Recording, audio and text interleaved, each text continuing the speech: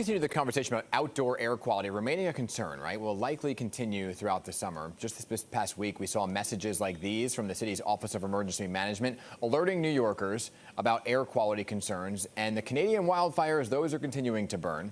So this has some city council members expediting their push to monitor air quality indoors. Hear me out here. Councilman Keith Powers is the lead sponsor for a series of bills that intends to standardize indoor air quality, focusing on schools, city buildings, eventually commercial and residential buildings as well. The legislation really aiming to measure, monitor, report, and enforce safe air quality. So Councilman Powers joining me now in studio. So welcome back. Thanks. Let's talk about this because we talked a lot about indoor air quality really during the pandemic, right? We were talking about all these different air filtration systems that can kind of better improve the air quality so people don't get sick. But now there's this whole issue of smoke, and that kind of jump-started this conversation as well. Talk about it. Well, we started working on this during the pandemic and the post-pandemic response. So we started to think about, well, what is our air quality inside? New Yorkers and most Americans spend about 90% of their day inside. So that's really important to know what you're breathing in every day.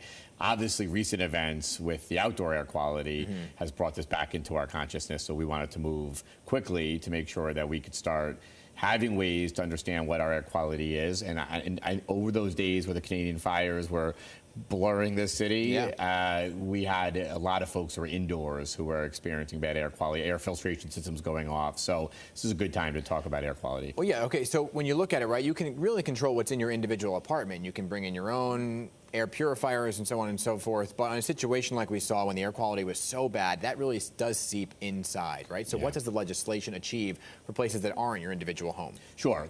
One of the biggest ones is schools. And I think parents, teachers, children want to know what the air quality is. And cities like Boston are already doing this, where they are monitoring and putting it online what the air quality is. And if there is an issue, we can jump in and address it right away. Municipal buildings where we're sending hundreds of thousands of workers every day.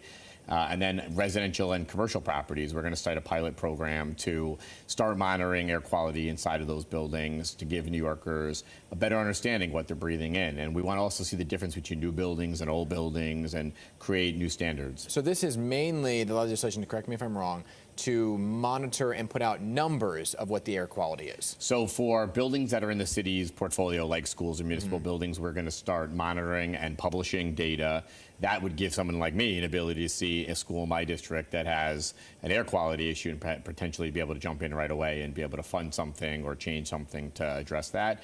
In residential and commercial buildings, we're going to start a program by which we monitor and be able to get more transparency around that quality. We're not saying right away, every residential building in New York City or commercial building, you need to do X. We need to understand the issue.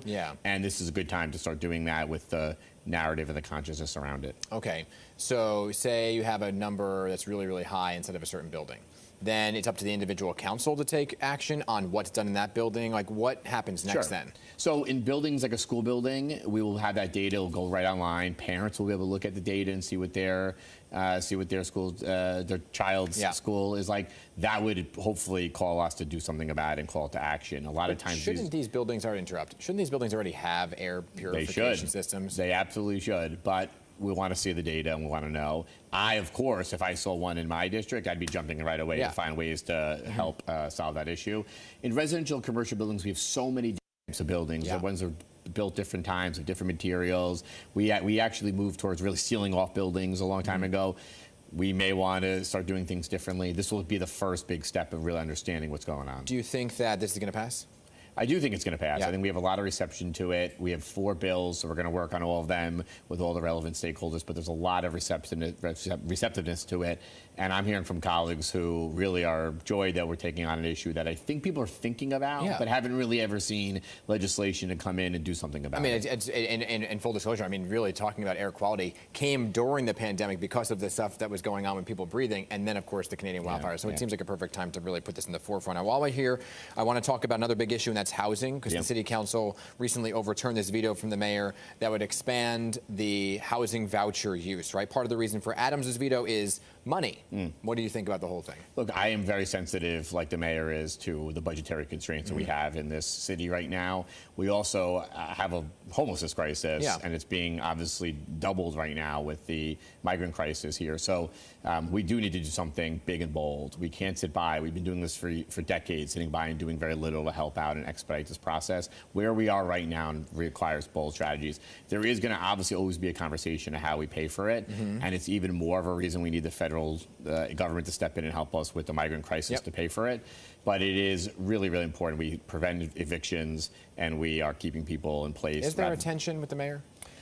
Look, there's a disagreement on that bill, absolutely. But I think underlying all this is he wants, like in his State of the City last year, he called me and Councilmember Batra out. We are joining him to want to build more housing in Midtown. A lot of issues. There's always going to be a push and a pull between the mayor and the speaker, but we all, I think, want the same goals. All right, there you go. Very diplomatic in that answer there. Keith Powers, Councilman, good to see you as always. Thank you for coming on.